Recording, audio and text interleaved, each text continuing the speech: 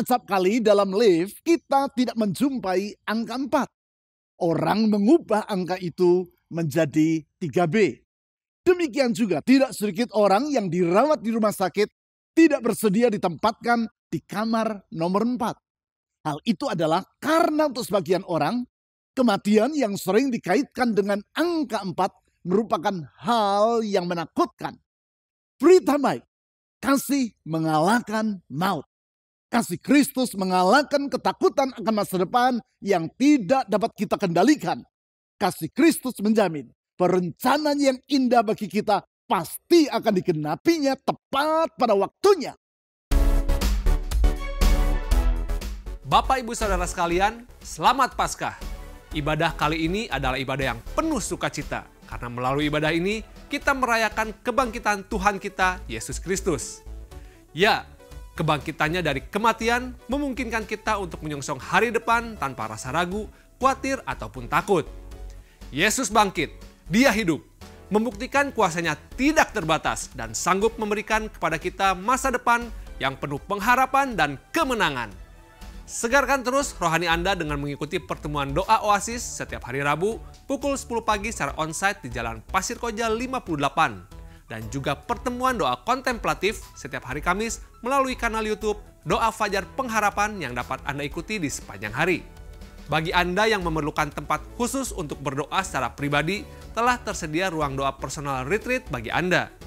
Ruang doa personal retreat tersebut berada di satelit Pasir Koja dan di satelit Bandung Utara, yang dapat Anda gunakan sesuai dengan jadwal hari dan waktu yang tertera di layar. Untuk menggunakannya, Anda tidak dikenakan biaya, namun Anda perlu mendaftar terlebih dahulu melalui SMS atau WhatsApp di nomor 0811 841 765. Informasi dan pengumuman penting lainnya dapat Anda lihat dan ikuti di bagian menjelang akhir ibadah ini. Selamat beribadah. Disalibkan, mati dan dikuburkan, turun dalam kerajaan maut. Pada hari yang ketiga, bangkit pula dari antara orang mati, naik ke surga, duduk di sebelah kanan Allah, Bapa yang Maha Kuasa.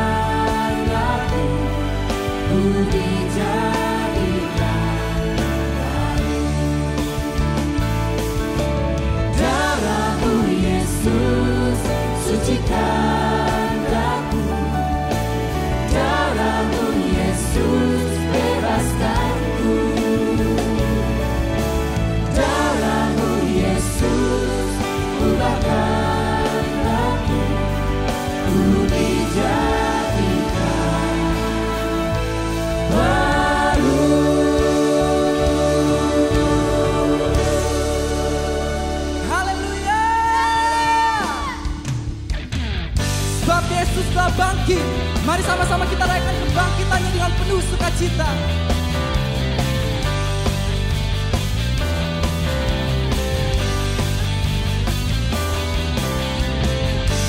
Yang memerintah selamanya, namanya kan diagungkan.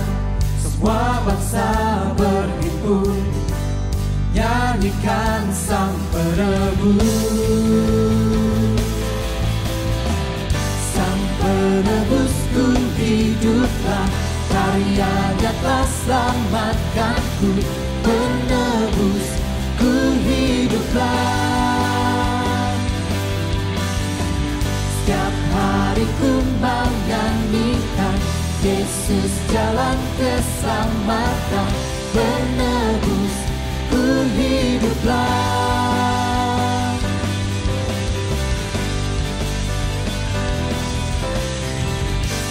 Kerajaannya berkuasa, surga bumi pun serukan, kemenangan selamanya, nyanyikan sang penebus. Sang penebusku hiduplah, karyanya telah selamatkanku, penebusku hiduplah.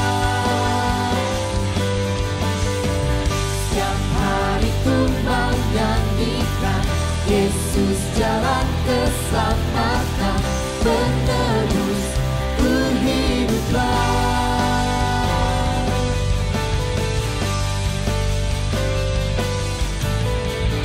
Terima kasih Tuhan untuk kebangkitan-Mu. Terima kasih atas pengorbanan-Mu di atas kayu salib bagi kami Tuhan.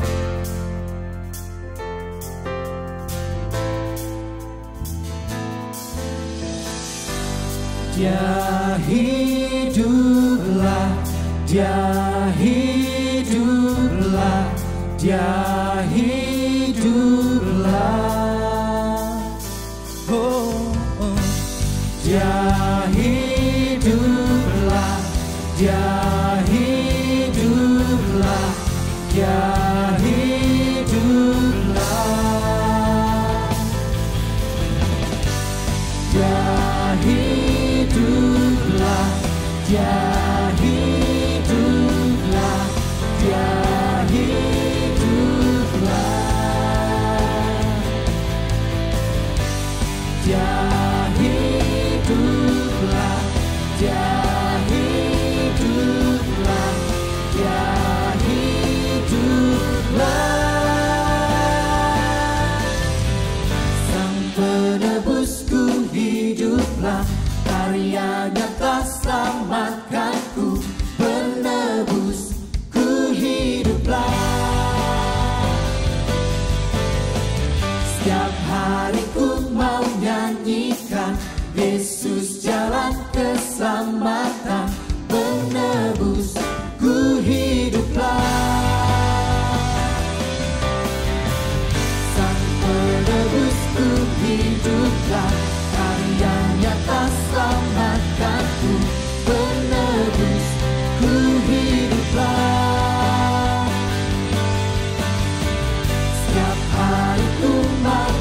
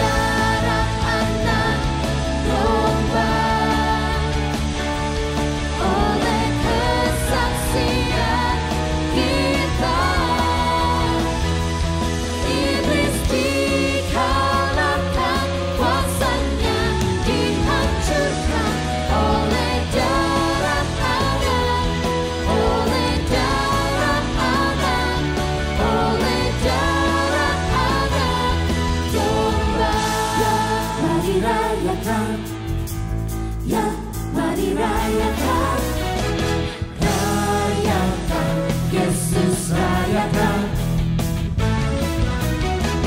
rayakan, Yesus rayakan. Mari rayakan kemenangannya. Rayakan, Yesus rayakan,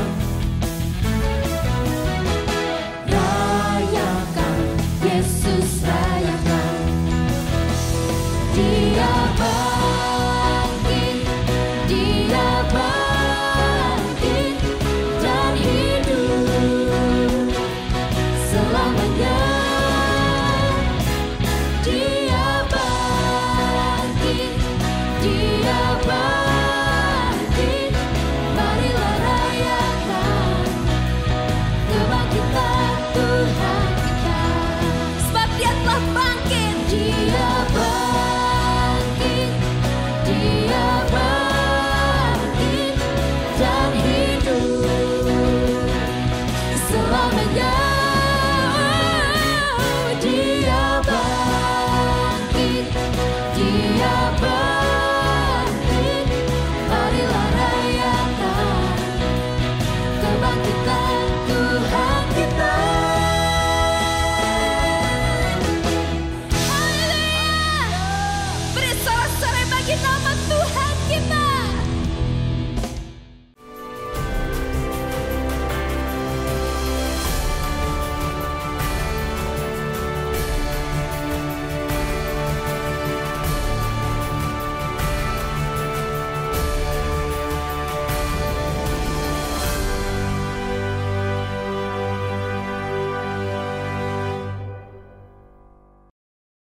Hari ini saya hendak menyampaikan berita penting dan yang sekaligus merupakan berita gembira untuk semua saudara. Yaitu berita bahwa Yesus telah bangkit dari kematian, maut telah dikalahkannya, dan Ia hidup untuk selama-lamanya. Mengapa saya menyebut berita itu sebagai berita yang penting dan gembira? Karena kebangkitan Kristus membebaskan kita dari perasaan takut terhadap maut. Berbicara tentang perasaan takut terhadap maut atau kematian, patut diakui bahwa banyak orang yang mengidapnya.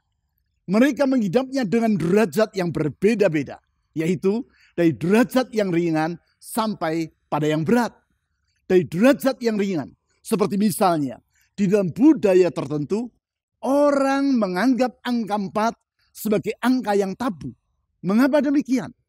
Karena bila angka 4 tadi diucapkan, maka bunyinya adalah mirip dengan kata mati di dalam bahasa tersebut. Sebagai akibat, ada kalanya pada lift kita tidak menjumpai angka 4 sebagai nomor penunjuk posisi lantai. Dan orang mengubah nomor lantai itu menjadi 3B. Demikian juga ada kalanya orang yang dirawat di rumah sakit tidak bersedia ditempatkan di kamar nomor 4. Ia merasa khawatir bila dirinya dirawat di situ, maka ia tidak akan kunjung sembuh dan malahan akan meninggal dunia. Sedangkan contoh dari orang yang mengidap perasaan takut yang berat terhadap kematian adalah Kaisar Qin Shi Huang. Kaisar pertama yang berhasil mempersatukan Tiongkok menjadi satu negara pada tahun 221 sebelum Masehi. Di dalam masa pemerintahannya, ia membangun berbagai bangunan yang spektakuler. Di antaranya, ia membangun bagian awal dari tembok besar. Itulah tembok yang sepanjang 21.000 km. Atau yang sama dengan 21 kali panjang dari Pulau Jawa. Ia juga memerintahkan pembuatan pasukan terakota di kota Xi'an yang berjumlah 8.000 orang prajurit lengkap dengan kuda dan keretanya. Pasukan yang terbuat dari terakota atau tanah liat ini dimaksudkan oleh sang kaisar untuk melindungi dirinya di alam baka. Memang kematian bagi Kaisar Qin Shi Huang merupakan kondisi yang sangat ia takuti. Oleh karena itu, ia berusaha dengan sungguh-sungguh untuk mencari ramuan yang dapat membuat dirinya hidup secara abadi. Untuk maksud tersebut, ratusan orang muda dikirimnya ke berbagai penjuru dunia guna mencari ramuan itu. Saudara tahu apa yang terjadi? Tidak seorang pun dari orang-orang muda itu yang pulang kembali ke Tiongkok untuk menghadap sang kaisar. Karena mereka tahu, bila mereka kembali dengan tangan kosong, karena gagal menemukan ramuan tersebut, maka pastilah mereka akan dihukum mati. Menurut legenda, orang-orang muda itu di kemudian hari menetap dan hidup di Jepang. Sedangkan para tabib di Tiongkok yang dipaksanya untuk menemukan ramuan tersebut, akhirnya menganjurkan agar sang kaisar minum pil yang terbuat dari air raksa. Karena mereka meyakini bahwa air raksa merupakan zat yang abadi. Ironisnya, justru air raksa yang dikonsumsi oleh sang kaisar itu meracuni tubuhnya dan akhirnya merenggut nyawanya. Apabila menghindari angka 4 tidak akan mampu membebaskan orang dari kematian, dan upaya Kaisar Qin Shi Huang untuk mengalahkan kematian agar ia dapat mengalami kehidupan yang abadi berakhir dengan kegagalan, maka tidak demikian halnya dengan kebangkitan Kristus dari kematian.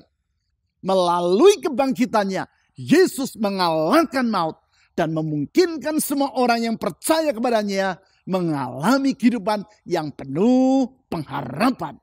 Hal itulah yang disampaikan oleh malaikat Tuhan kepada para murid perempuan Kristus yang datang ke kubur Yesus pada hari yang ketiga dari kematiannya.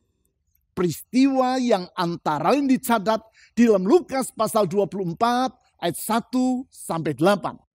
Guna melihat janji Tuhan yang indah itu, mari kita membaca ayat-ayat yang telah saya sebutkan tadi. Untuk itu, saya akan membacanya dari Alkitab Bahasa Indonesia, terjemahan baru edisi kedua yang diterbitkan oleh Lembaga Alkitab Indonesia atau LAI. Lukas pasal 24 ayat 1-8.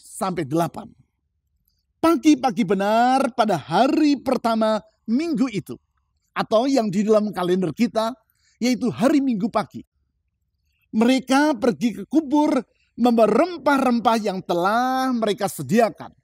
Yang dimaksudkan dengan mereka di sini adalah para murid Yesus yang perempuan. Mereka mendapati batu sudah terguling dari kubur itu. Dan setelah masuk, mereka tidak menemukan jenazah Tuhan Yesus. Sementara mereka termangu-mangu karena hal itu, tiba-tiba 2 orang berdiri dekat mereka memakai pakaian yang berkilau-kilauan. Dari kata pakaian yang berkilau-kilauan di ayat 4 ini, kita mengetahui bahwasanya 2 orang yang tiba-tiba berdiri dekat para perempuan tersebut bukanlah manusia biasa, namun malaikat yang menampakkan diri sebagai manusia. Di ayat selanjutnya ditulis seperti berikut, ayat 5. Mereka sangat ketakutan dan menundukkan kepala. Lalu kedua orang itu berkata kepada mereka, "Mengapa kamu mencari dia yang hidup di antara orang mati? Ia tidak ada di sini.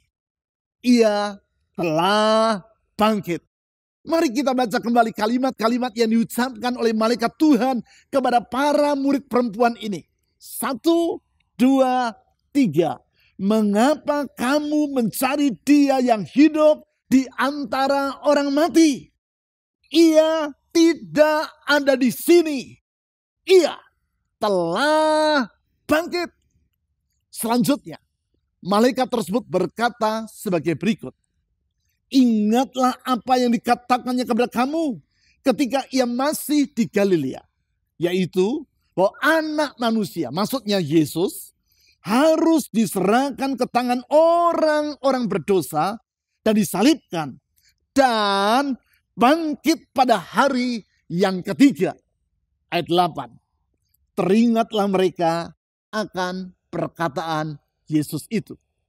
Pertanyaan serta pernyataan yang diucapkan oleh malaikat Tuhan kepada para murid perempuan Yesus yang datang ke kubur Tuhan Yesus dan yang telah kita baca 2 kali tadi, yaitu mengapa kamu mencari dia yang hidup di antara orang mati? Ia tidak ada di sini. Ia telah bangkit, adalah bersifat sangat penting. Karena dari situ kita dapat mengetahui siapakah Yesus yang sesungguhnya. Yaitu bahasanya dia bukan sekadar seorang manusia biasa. Namun dia adalah Tuhan yang telah datang ke dunia sebagai seorang manusia. Dia adalah Tuhan. Sebab kebangkitan Kristus membuktikan yang pertama, bahwa kuasanya tidak terbatas. Saya ulang, yang pertama, kebangkitan Kristus membuktikan bahwa kuasanya tidak terbatas. Karena kuasanya tidak terbatas, maka Yesus tidak dapat ditaklukkan oleh kematian. Justru ia yang menaklukkan kematian melalui kebangkitannya.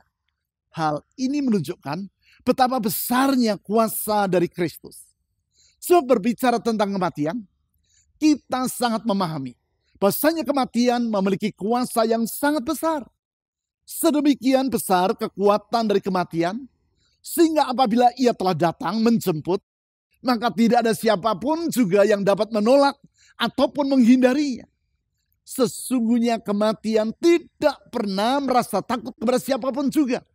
Entah yang bersangkutan orang yang kaya ataupun yang berpangkat tinggi. Kematian tidak pernah merasa silau terhadap kekayaan yang dimiliki oleh seseorang. Dan tidak pernah merasa gentar terhadap pangkat yang setinggi apapun juga. Kalau kematian hendak datang menjemput, ia akan datang tanpa minta permisi terlebih dulu. Dan tidak dapat dicegah oleh siapapun juga. Kalaupun saudara berusaha membujuk kematian dengan berkata, berilah kepadaku waktu untuk hidup sedikit lagi. Berapapun biaya yang engkau minta akan aku berikan. Bujukan saudara tersebut tidak akan dipedulikannya. Kematian kebal terhadap suap dan tidak akan merasa terintimidasi oleh gertakan dari siapapun juga. Artinya, kematian memiliki kekuatan atau kuasa yang sangat besar.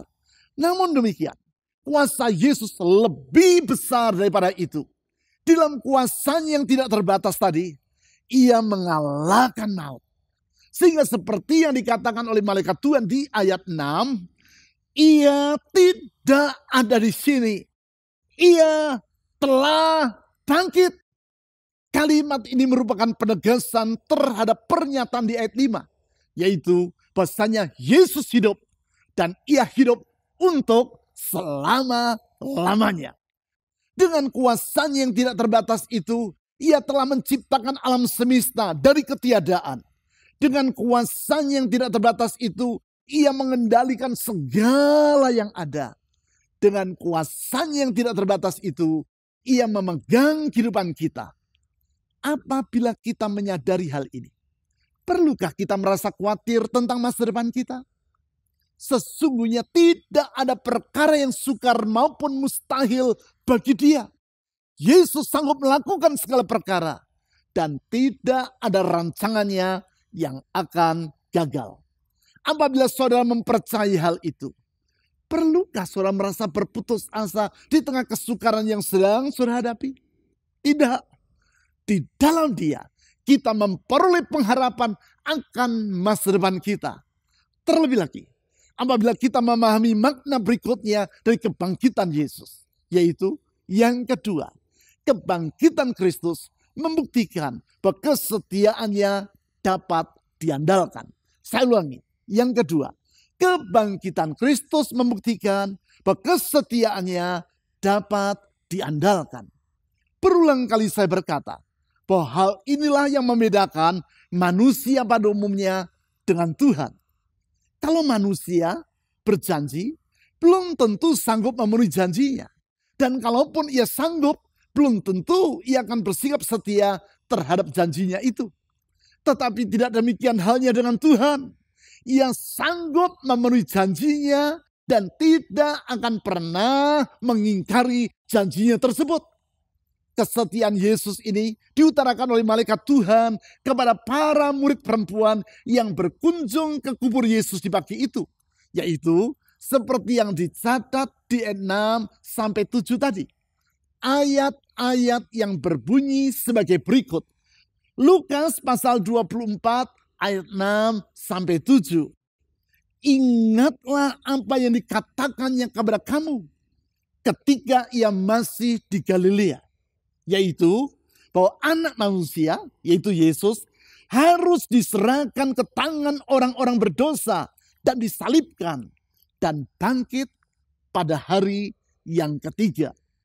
Di ayat ini ditulis bahwa malaikat Tuhan menyuruh para murid Yesus agar mengingat apa yang Yesus telah katakan kepada mereka, yaitu ketika Yesus dan para muridnya itu masih berada di wilayah Galilea. Saat itu, Yesus berkata kepada para muridnya bahwa ia akan diserahkan ke tangan orang-orang berdosa. Kemudian ia akan disalibkan. Dan pada hari yang ketiga, ia akan bangkit dari kematian.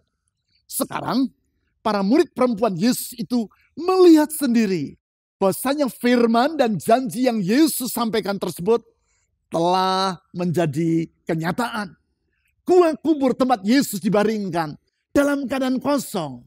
Karena ia telah bangkit dari kematian seperti yang ia firmankan sebelumnya. Ia setia kepada janjinya. Kesetiaan Tuhan terhadap janjinya ini kita alami bersama di gereja kita selama masa pandemi 3 tahun ini. Di masa yang sukar tersebut, Tuhan telah menolong dan memelihara kita.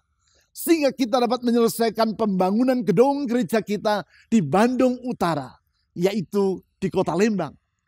Bukan itu saja, Dia juga telah menolong kita sehingga kita dapat membangun gedung asrama bagi para mahasiswa Sekolah Tinggi Teologi kita, STT Inti di kota Bandung. Unit yang pertama di gedung tersebut sekarang hampir rampung dan diharapkan dalam 3 bulan di depan sudah dapat digunakan oleh para calon hamba-hamba Tuhan yang kita bina melalui Sekolah Tinggi Teologi kita. Semua itu menunjukkan bahwasanya janji Tuhan bersifat ya dan amin. Artinya apapun yang ia janjikan sungguh dapat diandalkan. Kuasa dan kesetiaan Tuhan Yesus tersebut memungkinkan kita memandang ke depan dengan penuh pengharapan karena kebangkitan Kristus. Juga menunjukkan yang ketiga, bahwa kasih-Nya melampaui batas akal. Saya ulangi, yang ketiga, kebangkitan Kristus membuktikan bahwa kasih-Nya melampaui batas akal. Kasih Kristus ini memungkinkan kita menyongsong masa depan dengan penuh pengharapan dan tanpa keraguan. Mengapa demikian? Sebab bila seseorang hanya bersikap setia kepada rencananya dan mampu melaksanakan janjinya, namun kasih tidak terdapat dalam dirinya, maka hal itu tidak menjamin bahwa rencananya pasti bersifat baik terhadap diri kita. Karena bisa saja seseorang bersikap setia terhadap rencananya yang jahat kepada orang lain. Bahwasanya tidak semua rencana yang disusun oleh seseorang bersifat baik. Itulah yang dipaparkan dengan sangat menarik oleh Alexandre Dumas, seorang sastrawan dari Prancis yang hidup di abad ke-19. Yang bersangkutan adalah sastrawan yang menulis buku The Three Musketeers yang sangat terkenal itu. Dalam bukunya yang lain, yaitu yang berjudul The Count of Monte Cristo, Alexandre Dumas menceritakan tentang bagaimana orang dengan keterampilan yang sangat tinggi dapat menyusun rencana yang kejam terhadap orang lain. Dalam novel tersebut, ia bercerita tentang seorang pemuda yang bernama Edmond Dante yang dijebak oleh beberapa orang yang merasa iri kepadanya. Sebagai akibat, Dante dipenjarakan selama 14 tahun untuk kejahatan yang tidak ia lakukan. Sesudah berhasil meloloskan dirinya dari dalam penjara, Dante menyamar menjadi seorang bangsawan yang misterius dengan nama Count of Monte Cristo. Selama 10 tahun berikutnya, dengan setia dan dengan kemampuan yang tinggi, ia merancang pembalasan terhadap keempat orang yang telah menjerumuskan dirinya ke dalam penjara tadi. Alhasil, satu demi satu dari keempat orang tersebut, kehidupannya dihancurkannya secara sistematis. Kehidupan Edmond Dante yang menyamar sebagai Count of Monte Cristo Dan yang kisahnya sejajar dengan film drama Korea The Glory yang akhir-akhir ini sangat populer itu, menunjukkan bahwasanya kemampuan dan kesetiaan saja tidaklah cukup. Di samping itu juga diperlukan kasih untuk menjamin berencana yang disusun oleh seseorang bagi orang lain merupakan rencana yang indah dan yang dapat diharapkan. Kasih seperti itulah yang ada pada diri Yesus. Berlainan dengan Edmund Dante dalam cerita The Count of Monte Cristo dan Moon Dong-eun dalam drama Korea The Glory yang menyusun rencana yang buruk terhadap orang-orang yang pernah berbuat jahat terhadap mereka. Justru Yesus bersedia mengampuni orang yang telah berbuat jahat terhadap dirinya. Memang seperti yang disampaikan oleh malaikat Tuhan kepada para perempuan yang datang ke kubur Yesus. Dan yang dicatat di ayat 7. Kalau Yesus mengalami kematian, hal itu adalah karena ia diserahkan ke tangan orang-orang berdosa dan disalibkan. Namun demikian, sesudah kebangkitannya dari kematian, Yesus tidak mencari orang-orang yang telah menyerahkan dirinya, menganiaya dan menyalibkan dia itu untuk membalas dendam kepada mereka. Tidak. Di dalam kasihnya, ia justru menyuruh agar para muridnya mencari orang-orang yang berdosa dan mewartakan berita anugerah, yaitu bahwa Tuhan bersedia mengampuni dan membarui hidup mereka. Kasih Kristus yang mencari orang berdosa dan menyelamatkan inilah yang dialami oleh Paulus. Orang yang pernah menganiaya para pengikut Yesus. Dalam kasihnya, Yesus menjangkau Paulus, mengubah kehidupan yang bersangkutan dan melibatkan Paulus di dalam rencananya yang mulia. Oleh sebab itu, di dalam 2 Korintus pasal 5 ayat 14-15, Paulus menulis sebagai berikut. Sebab kasih Kristus menguasai kami. Karena kami telah mengerti bahwa jika satu orang sudah mati untuk semua orang, mereka semua sudah mati. Kristus telah mati untuk semua orang. Supaya mereka yang hidup tidak lagi hidup untuk dirinya sendiri. Tetapi untuk dia, untuk Yesus yang telah mati dan telah dibangkitkan untuk mereka. Di ayat ini, Rasul Paulus menjelaskan bahwasanya kasih Kristus yang menguasai dirinya adalah kasih yang telah ditunjukkan oleh Yesus melalui kerelaannya untuk mati bagi semua orang. Artinya, Yesus telah mati untuk semua manusia yang berdosa. Bukan itu saja. Dia yang telah mati juga telah dibangkitkan untuk mereka. Hal itu menunjukkan bahwa bukan hanya karena kuasa dan kesetiaannya saja sehingga Yesus bangkit dari kematian, tetapi juga karena kasihnya. Kasihnya yang melampaui batas akal. Sebab dalam kasih yang sangat besar tersebut, ia bersedia menghapus masa lampau yang kelam dari orang berdosa. Dan yang menyambut anugerahnya itu dengan iman. Seperti yang telah dialami oleh Paulus. Yesus bersedia memulihkan dan membentangkan hari depan yang baru bagi mereka. Itulah kasih yang mengalahkan maut. Love that conquers death. Itulah kasih Kristus yang menyanggupkan kita untuk menghadapi masa depan. Termasuk kematian. Bukan dengan rasa takut.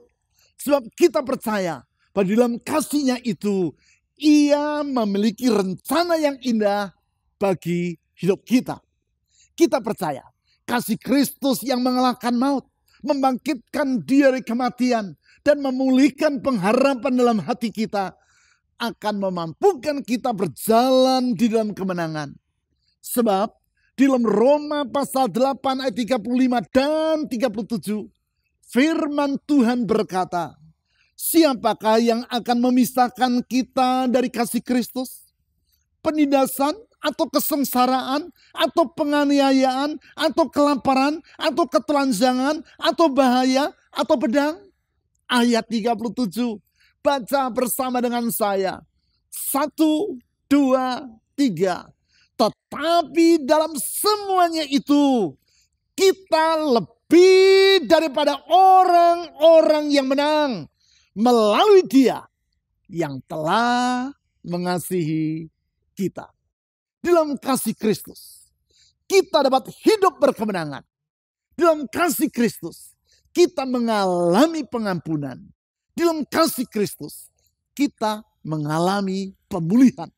Dalam kasih Tuhan Yesus Kristus, kita memiliki kepastian bahwa janjinya, yaitu the best is yet to come, pasti akan terwujud dalam hidup kita.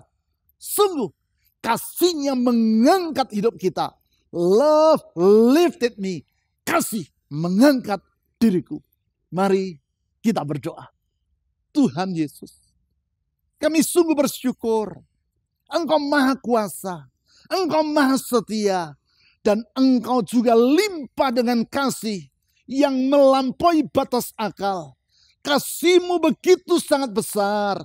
Dalam kasih-Mu Engkau bersedia menerima kami manusia berdosa, menghapus masa lampau kami, memulihkan hidup kami, dan membentangkan masa depan yang baru bagi kami. Dalam kasih itu Engkau telah bangkit dari kematian dan membangkitkan pengharapan yang baru dalam hidup kami. Kami sungguh bersyukur Tuhan Yesus, karena kasih-Mu itu mengalahkan maut. Dan dengan demikian kami dapat hidup dalam kehidupan yang penuh pengharapan dan berkemenangan. Oleh karena itu Tuhan Yesus, saya berdoa saat ini untuk semua orang yang memerlukan zaman kasih-Mu, membawa mereka kembali kepadamu. Tuhan Yesus, limpahkan anugerah-Mu. Roh Kudus bekerja menjamah semua hati untuk datang kembali kepada Tuhan Yesus. Dalam pertobatan, kembali kepada Tuhan Yesus. Kembali kepada Tuhan Yesus. Saya berdoa saat ini, ulurkan tangan kasih-Mu yang menyembuhkan, yang memulihkan, membuka jalan, menyediakan hari depan. Karena sesungguhnya kuasa, kesetiaan dan kasih-Mu tidak pernah berubah dan tidak terbatas, tetapi tetap untuk selama-lamanya. Kepadamu ya Tuhan Yesus, kami menyerahkan semua doa ini dengan percaya di dalam nama Dia segala nama, yaitu nama Yesus Kristus, Tuhan dan Juru Selamat yang hidup. Sebab Dia hidup.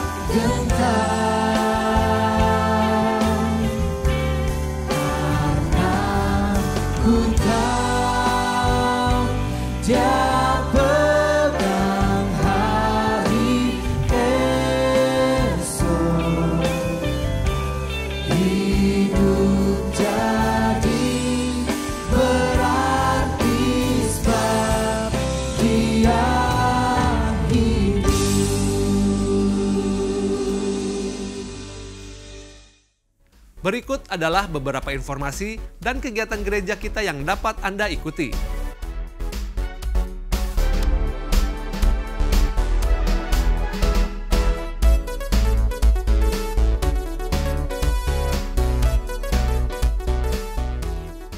Persembahan dan persepuluhan sebagai ungkapan kasih dan syukur kita kepada Tuhan dapat Anda berikan dengan memasukkannya ke dalam kotak persembahan atau melalui rekening bank, atau dengan cara men-scan QR Code dengan menggunakan aplikasi dompet digital.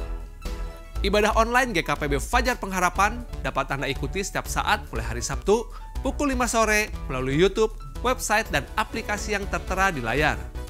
Berbagai informasi penting lainnya dari gereja kita dapat Anda ikuti melalui website www.fajarpengharapan.net atau melalui aplikasi GKPB Fajar Pengharapan serta Instagram GKPB Fajar Pengharapan. Bapak Ibu Saudara sekalian, tetap patuhi protokol kesehatan, sehat selalu dan sampai jumpa minggu depan.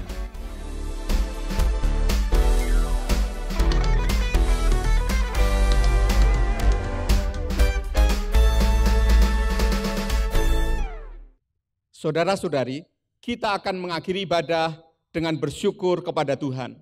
Mari kita berdoa. Segala pujian, hormat, dan kemuliaan hanya bagi-Mu ya Tuhan, Allah yang kasih-Nya tidak terbatas. Dalam kasih-Mu yang tak terbatas ya Tuhan, Engkau berkenan untuk menyertai kami dalam segala keadaan. Engkau berkenan untuk memelihara hidup kami. Engkau juga yang berkenan untuk menopang hidup kami. Kami bersyukur kepadamu ya Tuhan untuk ibadah yang menyegarkan jiwa kami. Dimanapun kami berada saat ini, kami percaya Tuhan memberkati dengan sukacita dan kebahagiaan. Kami bersyukur kepadamu ya Tuhan, karena Engkau berkenan memimpin kami dengan firman-Mu.